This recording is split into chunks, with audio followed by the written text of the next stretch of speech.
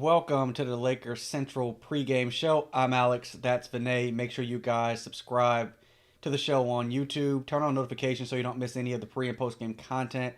Also, subscribe to the podcast on Spotify, Google, Apple, wherever you get your podcast. Make sure you subscribe. Lakers are in Cleveland tonight to play the Cavaliers. Third game of their 7-game road trip. And Vinay, the road trip started off good, man. Wins over the Bucks, wins over the Bulls. How are you feeling today?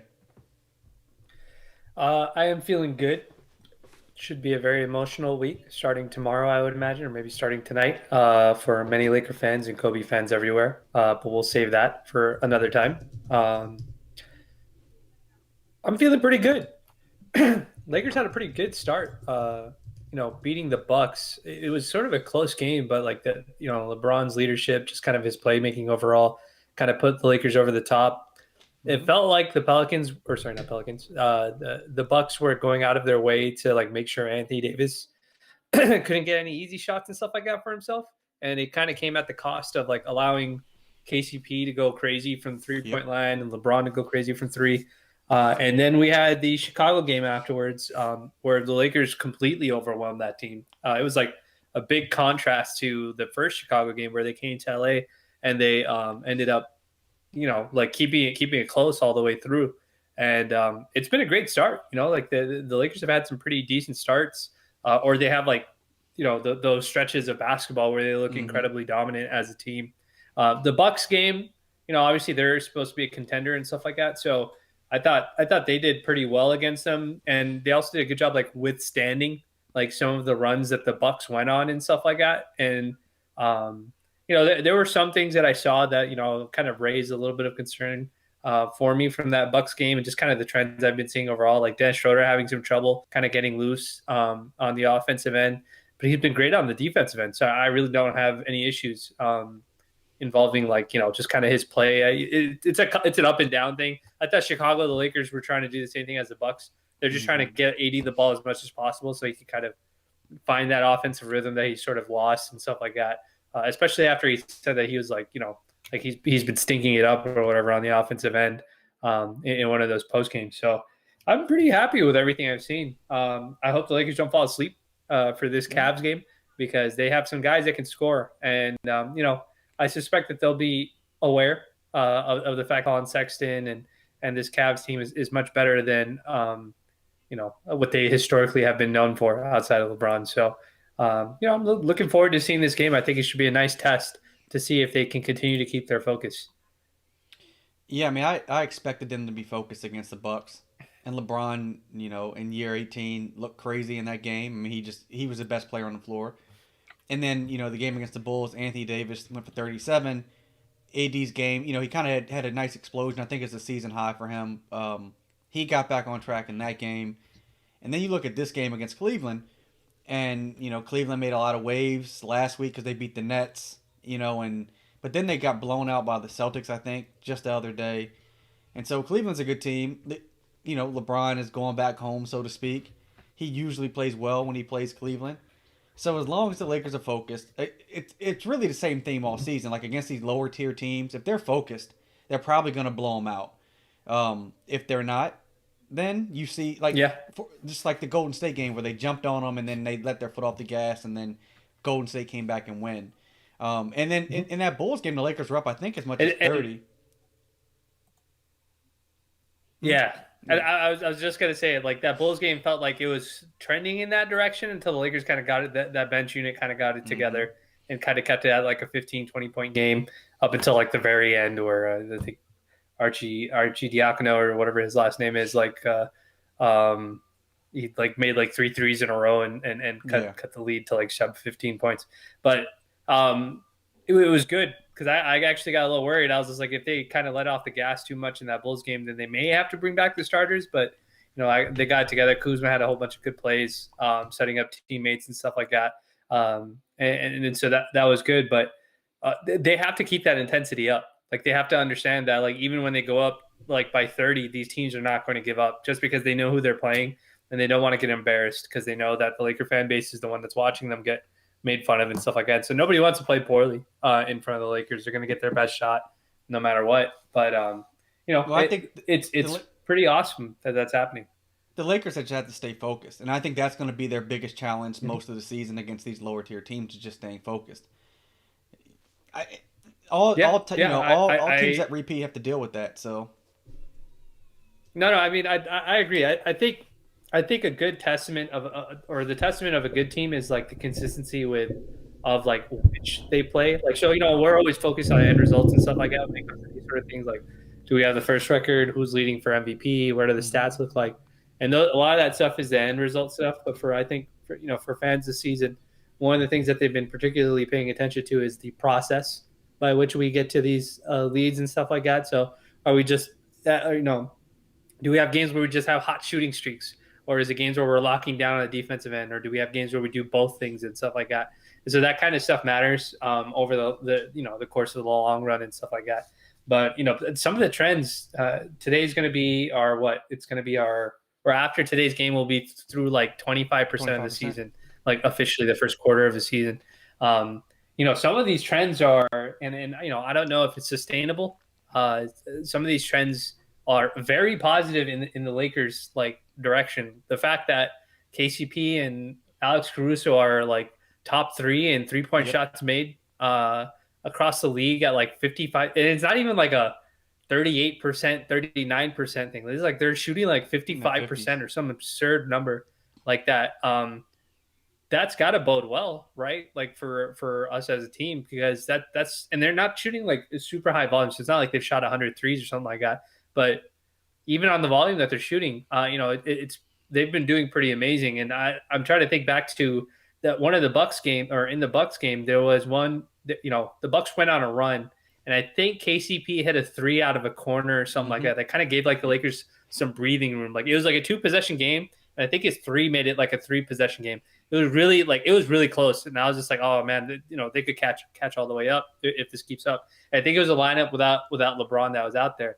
And I think later in that game, because it was in the fourth quarter that they made their run, I think Caruso hit a corner three, a wide open corner three that LeBron or somebody generated for him. And I mean, he drilled it.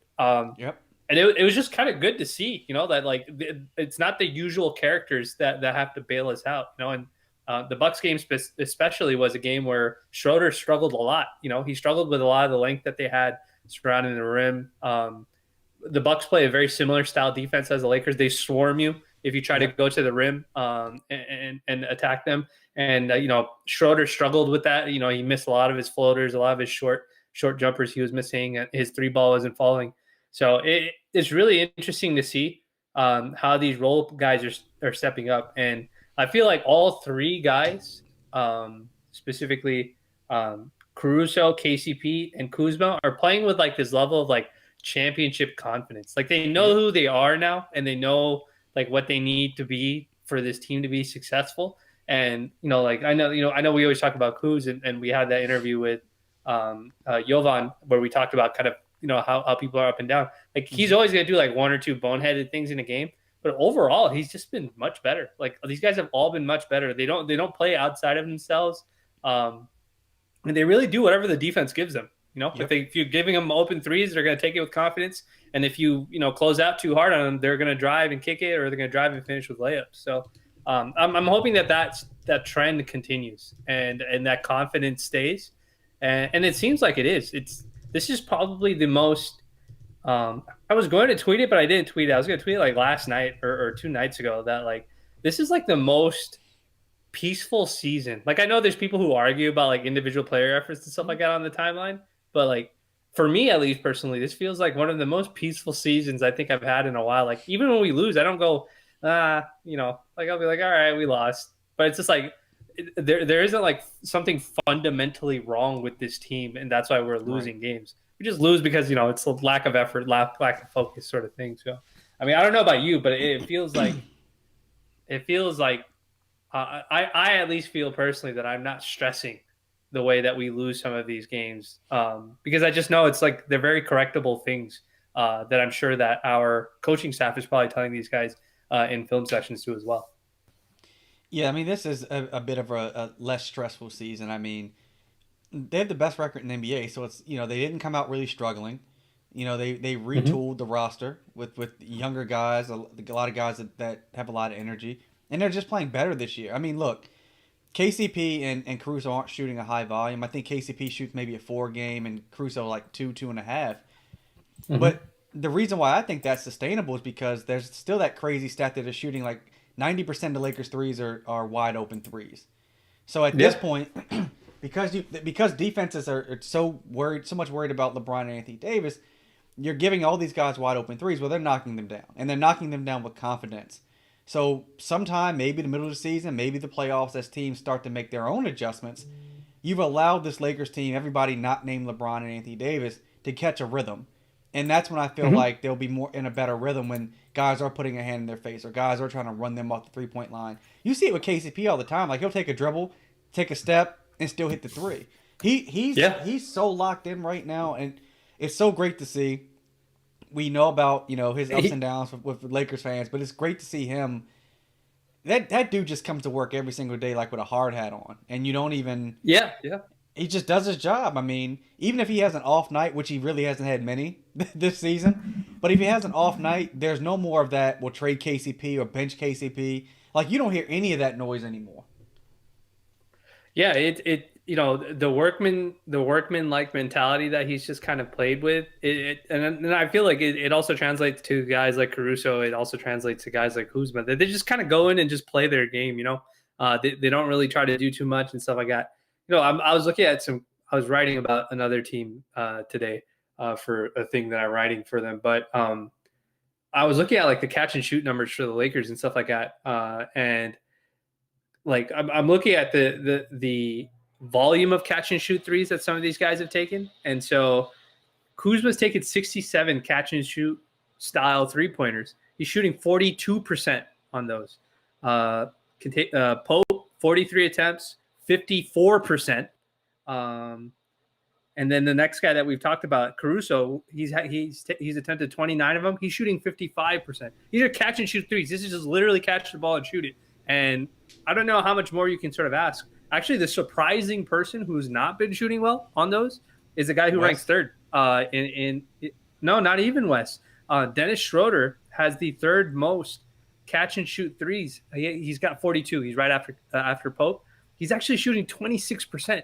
He's shooting terribly. You know what I mean? So it's like there's a version of this team where even like if Schroder hits a hot streak of making these sort of like wide Mm-hmm. open because we know most of these are wide open, like that the Lakers can even gas up the score even more. And I think I've seen over the past couple of games where like Schroeder's had some difficulty. I think he's still trying to figure out like when to attack the rim and either kick out to his guys or find his own shot, and when to just kind of take the three and stuff like that. And I think that's been a little bit of a struggle. LeBron's been a little bit more on the ball. He's had really good games, and then these past 2 games they're trying to feed Anthony Davis Yeah. consistently, like every play down. So when stuff like that happens, it kind of throws guys like Schroeder into a funk because he's not getting regular touches and regular shots within the court, within the flow of the game. So I think that's going to be a little bit of a learning exercise for him. But like he's actually not been shooting very well from three this season. So in terms of like, can the Lakers improve? Can they get better? They can. Like one of their core guys who's not shooting very well actually just needs to start making some of these wide open Yep. shots. And if he starts making them, then it can mean even less minutes for LeBron and Anthony Davis. I think they both played less than 30 minutes last game against Chicago. So Mm-hmm. it worked in their favor, right? I mean, but that we knew that all season long. Like you and I have talked about, this team has another gear, maybe more than one more gear. Like as good as they Mm-hmm. played, they haven't played perfect yet. They're winning the majority of their games, and 25% of your games—that's a decent sample size, I think. Now, the season is kind of weird. We don't know what the next part of the schedule is going to look like, and now you're hearing the league might try and do, excuse me, an All-Star game down in Atlanta, which is just ridiculous. This But is crazy. Yeah, these I guys are don't. crazy. I don't know what they're thinking. Yeah, I mean, we'll get. But yeah, it's just the way Yeah. the season's played out so far. I would imagine Frank Vogel, Rob Pelinka, everybody involved has got to be just really happy. And Schroeder, one thing about his 3 pointer, every time he takes it, it almost looks like you remember you were a little kid and you would try to shoot a three, and it looked like you were struggling to kind of like get the ball at the Yeah. basket. Like he shoots like this, his feet kind of Yeah. spread Yeah. apart, and he's got this weird shot from three, man. And I don't know if that's just I didn't watch enough of his game when he was in Atlanta and OKC. Like Has he always Yeah. shot like that, like from distance? I I think so because like one of the things that he's clearly compensating. Like again, I'm not being extra. I think I say that disclaimer every single time. Like he's got like he doesn't necessarily shoot the ball because he's a shorter guy. He Hmm. kind of like launches it if that Right. makes sense. And one of the things that he seems to do when he sort of launches it is he lunges forward with Yes. one foot in front of him, and it doesn't come out of a natural shooting rate. So it's like almost like it seems like he's catapulting the ball. And so often, I think what ends up happening is like a lot of his shots that I've watched, even the little like mid range shots and stuff like that, even his floaters, they've been shorting. Like a lot of them are falling Hmm. right short of the rim, like the off the front of the rim. So I don't know what that is or what the reason for that is. Whether it's like him not following through with his shot, or Hmm. maybe he's like, because he's exerting so much energy in his legs or something like that. His legs are tired or something, so he's not getting the full lift on the shot. But it's clearly something that's affecting it because some of his shots look good, like coming out of his hand. Hmm. And I used to know a couple guys that used to like aim for the like front of the rim because they knew that like kind of their strength and their natural shooting Right. rhythm would carry it over the front of the rim. And I wonder if that's something that like he has to deal with, like that's his style of shooting. But look, teams are actively making sure he can't get to the rim. They don't want him getting layups because they know how fast he is. So he's gonna have to learn to adjust, and I'm sure he will. I don't think Yeah. that's going to be a problem. I think he's gonna have a real nice test tonight, defending guys like Colin Sexton and Hmm. Darius Garland and stuff like that. So even if he's not making him on the offensive end, I'm very very curious to see how he does on the defensive end and just kind of like keeping a young guy in Colin Sexton like away from the rim or have him taking very contested shots because that kid is dynamite. I like him a lot, and so I hope the Lakers are ready for these young guys trying to make a name for themselves. Now Sexton is a good player, and the crazy thing about the Cavs is that they've been in the news a lot lately because of everything related to the Nets. So because of their wins over the Nets, and then today Mm-hmm. you're hearing, Brooklyn is interested in trading for JaVale McGee and maybe Kevin Love. And so I have no Mm-hmm. idea what to make of that. So this Cleveland, look, I said this earlier on Twitter. You could probably get JaVale McGee in the buyout market. I mean, if the Cavs can get a draft pick or asset for him, then so be it. The Kevin Love thing, he makes Mm-hmm. $31 million this year. If you're gonna move Kevin Love, then you got to probably trade DJ and maybe Harris or Dinwiddie or somebody with them to make the money work. But so even Yeah. with that, I don't know what they're trying to do. Are they trying to stack draft assets and just look towards the future, which probably makes sense because it's not like they're competing for a championship right now. Um, but just everything about them is just all related to the Nets, man. Yeah, I mean that they had their debut games, Mm-hmm. against the Nets trio had their debut with Kyrie back against the Nets, and it was a spectacular loss for them because Colin Sexton played so well, and then KD He didn't did. play the next game, and the Nets beat him again Mm-hmm. a little more handily, and so even aside from all that, I watched that first game where Kyrie came back, and I think he put up like 37 or something. Like they, all three of those guys, Harden, KD, and Kyrie, had some extraordinary stat Mm-hmm. lines and stuff like that. They scored like I don't know a ridiculous amount of the team's points in general. But one of the things I thought was very interesting was that Cavs team had some really good defensive discipline in terms of their rotations and stuff like that. So I think their current coach is JB Bickerstaff, Yes. Bernie Bickerstaff's son, and he's been kind of around the league and stuff like that too as well. But he's a very good he's a good coach. He's gotten his guys to buy in on the defensive end, and one of the guys that's actually kind of that stood out that game that I thought was very disruptive was Larry Nance, the former Laker, on the team. So they've been starting him at the 4 spot next to JaVale or next to Drummond or JaVale or whoever it is. Yeah. And like as that 4 guy, he's actually like very disruptive because he's a long guy. He's basically a center, but he moves around like a forward would, like an Anthony Davis type, and he's all over the place. He's deflecting balls, Mm-hmm. rotating and smothering smaller offensive players and stuff like that.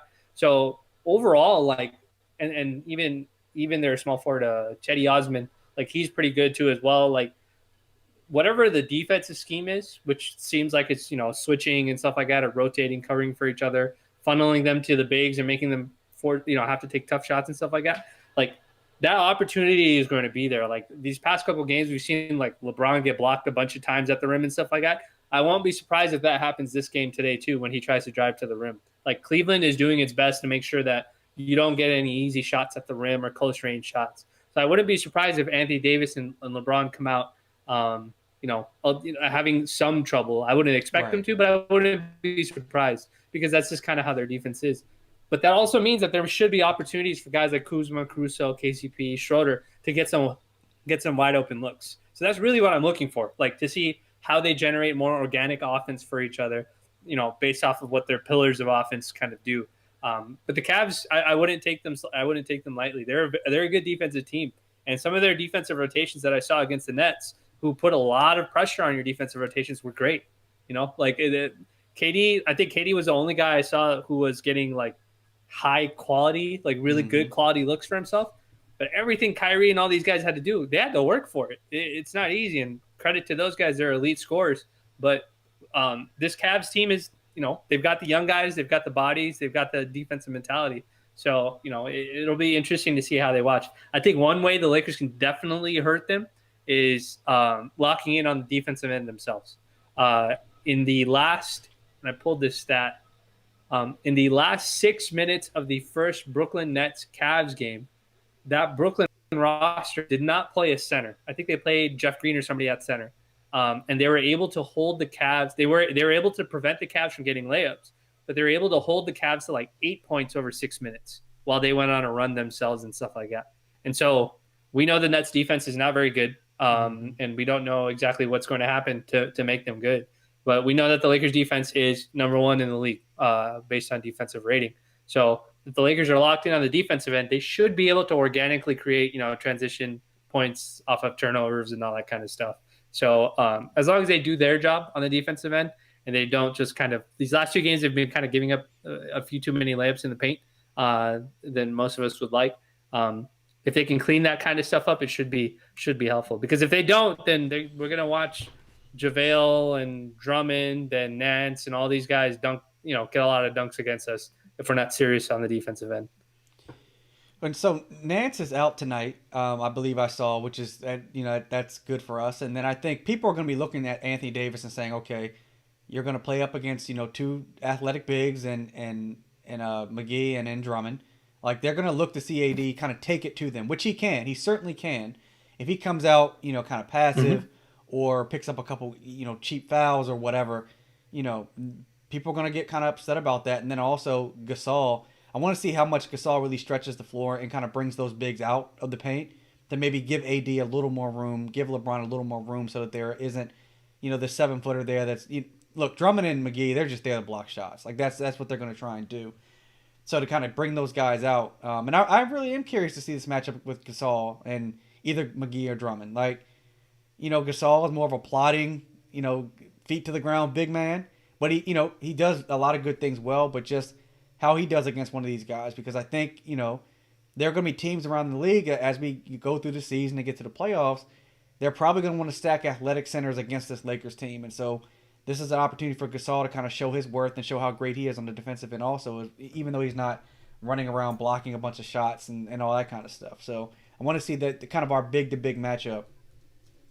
Yeah, and I'm looking at the starting lineups for tonight that just released. So it looks like the Cavs are not going to have Larry Nance Jr. tonight. So that helps the Lakers out because that's another body that's out. So they're going to be starting Colin Sexton, Isaac Okoro, who is a very good player, a very good defensive player, athlete, Taurean Prince, Teddy Osman, and Andre Drummond. So it looks like the matchup for Anthony Davis is probably going to be Taurean Prince, who was the guy that I thought the Nets would play against him, and now they're not because they don't have him on that team anymore. So, again, it'll be very interesting to see how the Lakers come out against that starting roster. They should be able to, Anthony Davis really shouldn't have any issues unless they maybe put Drummond on Anthony Davis and they do like some cross matching stuff or something, right.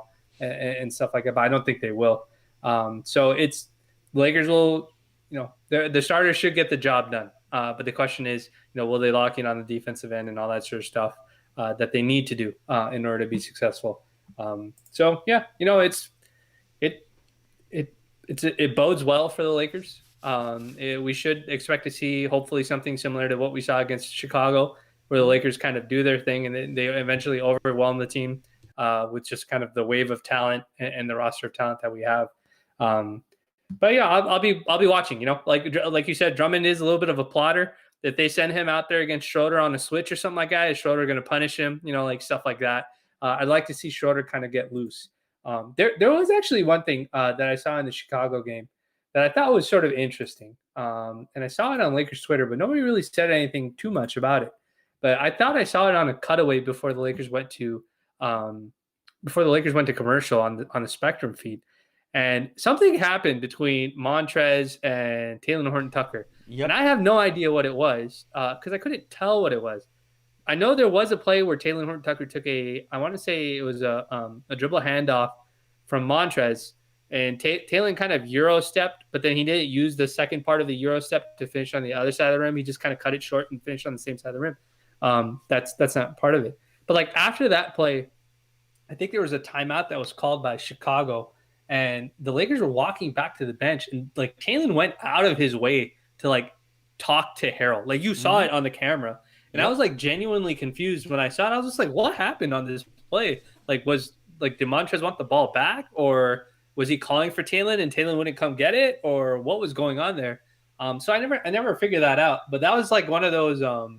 That moment was like one of those. I'm looking at this body language next game because in case they both see the floor.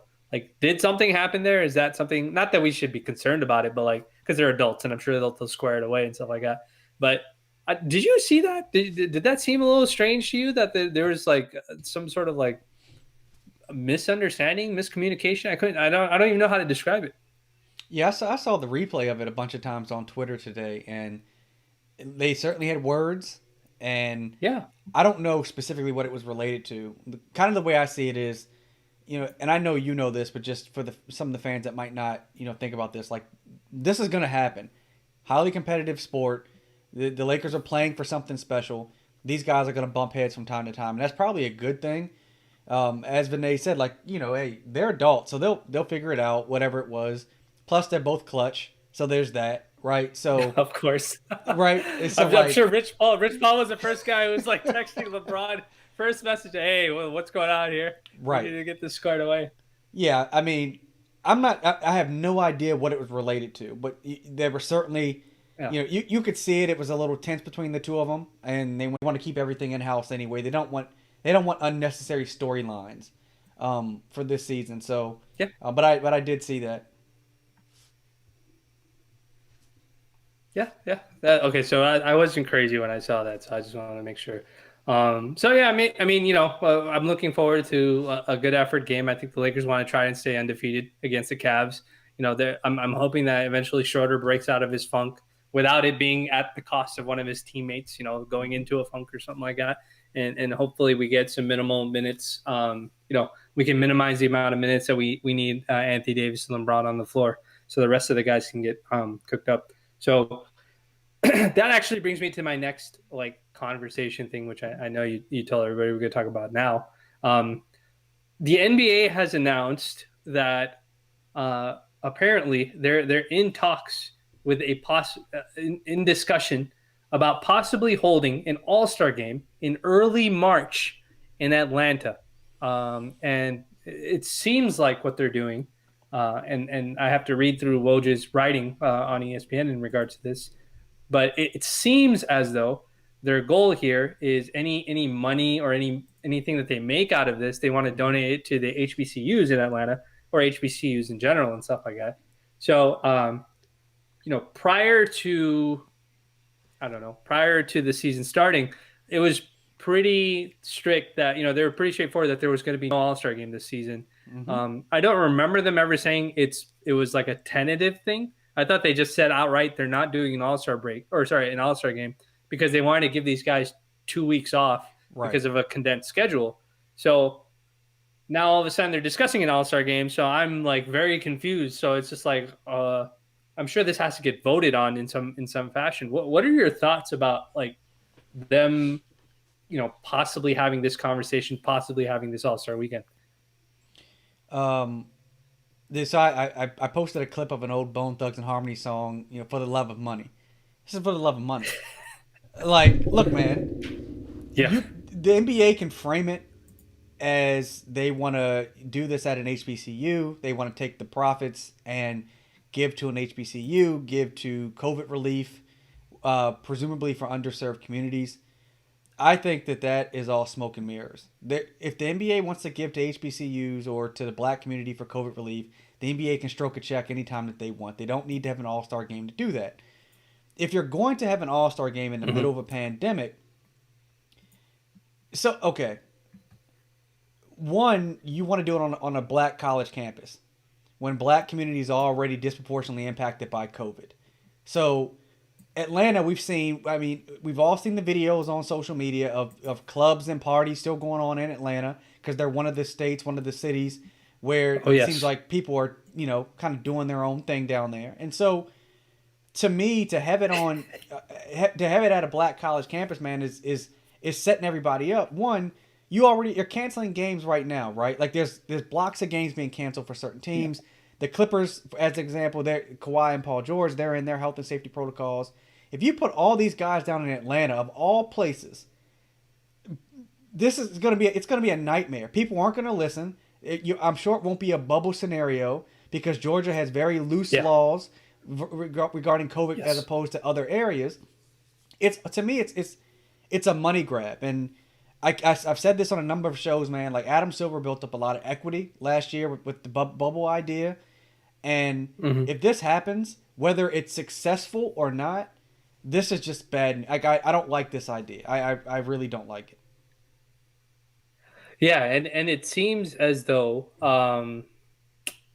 it's really so I'm reading through this thing here, and it's saying that the talks, and this is what it says in Woj's article, that talks are centered on a stripped down All-Star Game scenario that would largely be focused on the game, with little in the way of fan related experiences, if any, surrounding it, sources have said. And this is in Woj's article that's on ESPN, if anybody wants to go on and read it. And so they're talking about doing it at the Hawks' State Farm Arena. Mm-hmm. And then, I'm assuming there may be some messaging around it about donating for COVID True. relief and some needed, and really like a charitable aspect to what they're suggesting and stuff like that. But I'm sort of on the same boat with you. So as anybody who's ever joined our chats or historically listened to our podcast, my in-laws are out in Georgia. So I last year got a chance to stay in Georgia for about 2-3 months, and this was prior to the big spikes. Mm-hmm. This is I was there from, I would say, March to June, end of June or something like that, beginning of March to end of June, right in the heart of when all the protests and the rioting and all the police brutality stuff, everything was going on. They're not following rules in Georgia Nope. the way that they probably are in California. And that's not to say that like California is not in a good situation. Like there's plenty of people in California that aren't following any of the mask mandates. There's entire counties where people are just operating as if there's nothing going on at all, and they're just going about their lives. And elderly people are still continuing to get stuck in ICUs and stuff like Mm-hmm. that. But it's very strange that they're considering doing this, and it almost feels like to me that the only revenue that they're trying to capitalize on is TV revenue. Like they're those TV contracts must be low, and I think maybe postponing and canceling some of these games, or the postponement of some of these games, Mm-hmm. is what's spurning this conversation on.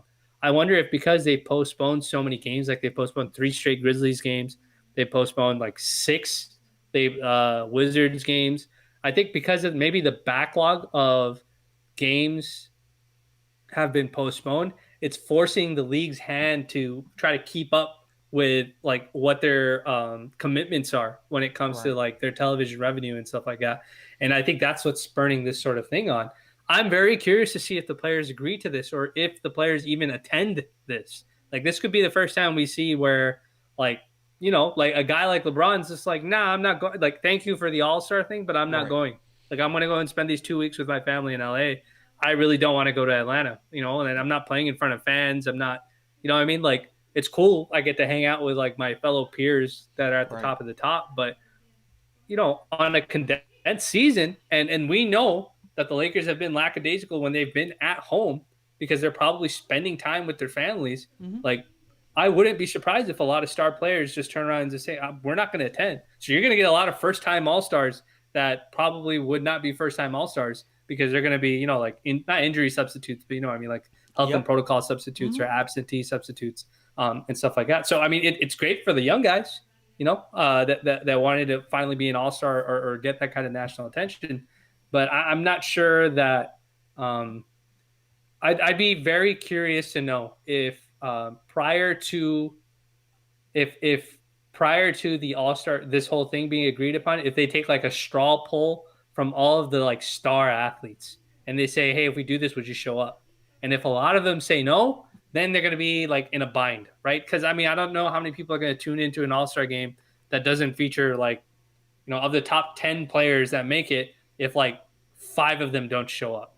You know what I mean? Like, this is just me just Well, throwing out a number. For all we know, right. they all may show up, but um, if a bunch, if Kawhi doesn't show up and LeBron doesn't show up, or if KD doesn't show up, and Harden or whoever doesn't show up, like are we really watching the game? Like, is there a big headline? If Curry doesn't show up, like are we really watching these sort of games? Or the All-Star game. So, I'm sure it'll be important because people will be interested in just kind of watching basketball. Mm-hmm. But I don't know if it'll have the same impact, if that makes sense. So that it's a very interesting business decision. I agree with you. It seems like it's just for the money. And we can get another time. We'll get into a deeper conversation about how big businesses possibly mask or disguise their revenue endeavors Mm-hmm. with charity and philanthropy. But it seems like this is sort of what it is for the league.